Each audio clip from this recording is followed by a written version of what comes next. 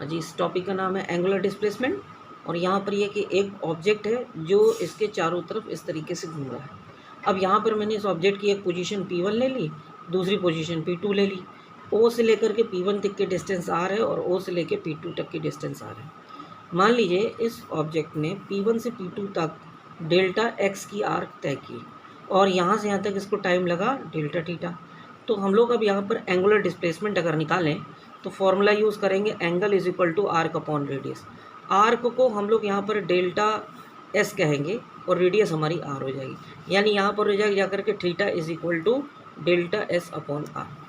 तो जो delta S है वो भी मीटर में होगा और जो आर है वो भी मीटर में होगा। इस दोनों को कैंसिल हो जाने से जो एंगल है इसकी कोई भी डायमेंशन नहीं होगी, यानी ये डायमेंशन लेस होगा।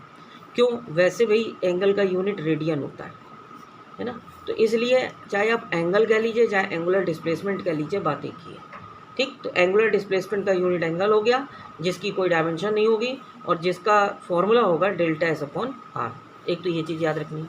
इसी तरीके से इसका एक और टॉपिक यहाँ पर लेना है जिसको हम लोग कहेंगे angular velocity.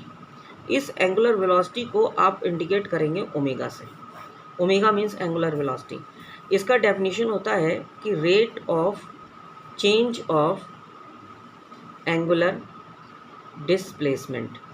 Rate of change of angular displacement को हम लोग एंगुलर वेलोसिटी कहते हैं। यानी कि यहाँ पर आप कहेंगे omega is equal to delta theta upon delta t, ये कह सकते हैं। ये एंगुलर वेलोसिटी हो गया और इसका यूनिट होता है जाकर के रेडियन पर सेकेंड। इसका यूनिट हो गया रेडियन पर सेकेंड। हम लोग जब इसकी डायमेंशन बनाएंगे तो रेडियन की कोई डायमेंशन तो होती नहीं है, लेकिन टी की डायमेंशन, सेकेंड की डायमेंशन टी होती है। तो ये बन जाएगा m0 L0 टी की पावर -1। ये इसका आंसर हो जाएगा। याद रखिए कि जो एंगुलर वेलोसिटी होती है, इस एंगुलर वेलोसिटी को आप दो पार्ट्स में डिवाइड कर सकते हैं। कौन कौन से दो पार्ट्स होते हैं? एक होता है जिसको हम लोग कहते हैं average angular velocity, average angular velocity, और एक होती है जिसको हम लोग कहते हैं instantaneous angular velocity. Average angular velocity में ओमेगा के ऊपर एक बार लगा दिया जाता है, ओमेगा बार बोलते हैं, और इसको बोलते हैं delta theta upon delta t. ये एवरेज एंगुलर वेलोसिटी। लेकिन जब आप इंस्टेंटेनियस निकालेंगे तो डेल्टा टी की वैल्यू टेंस टू ज़ीरो ले लेते हैं।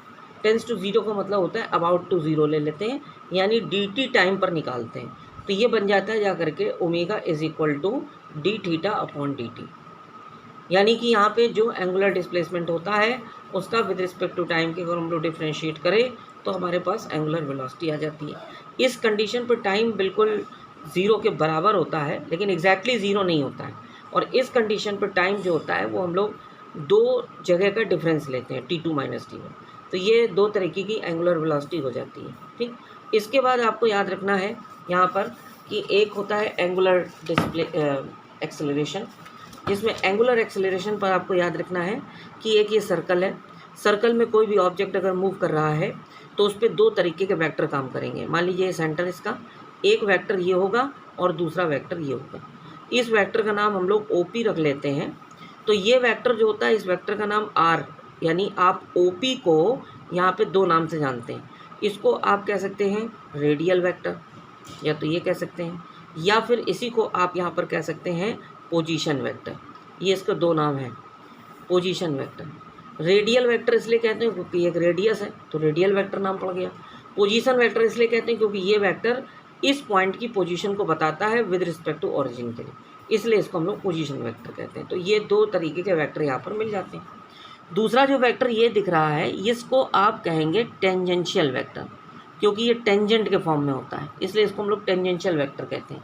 इसी वेक्टर का दूसरा नाम है वेलोसिटी वेक्टर, यानी जो टेंजेंशियल वेक्टर होता है वही उसका वेलोसिटी वेक्टर होता है। अब ध्यान देना कि जैसे मैथ में, ज्योमेट्री में क्या बताया गया है कि जो रेडियस होता है वो हमेशा टेंजेंट पे 90 डिग्री का एंगल बनाएगा, और कोई एंगल बन ही नहीं सकता है, सिर्फ 90 डिग्री का एंगल बनता है। तो ये पॉइंट P कहीं पर भी घूम जाए सर्कल का ऊपर, हमेशा टेंजेंट और रेडियस एक दूसरे पे 90 डिग्री काम करती हैं, यानी 90 डिग्री का मतलब एक दूसरे से टेंजेंट के फॉर्म में लगे रहते हैं। ठीक है, तो यहाँ पे दो तरीके के वेक्टर इसमें हमेशा वर्कआउट करते रहते हैं, ये चीज़ याद रखो।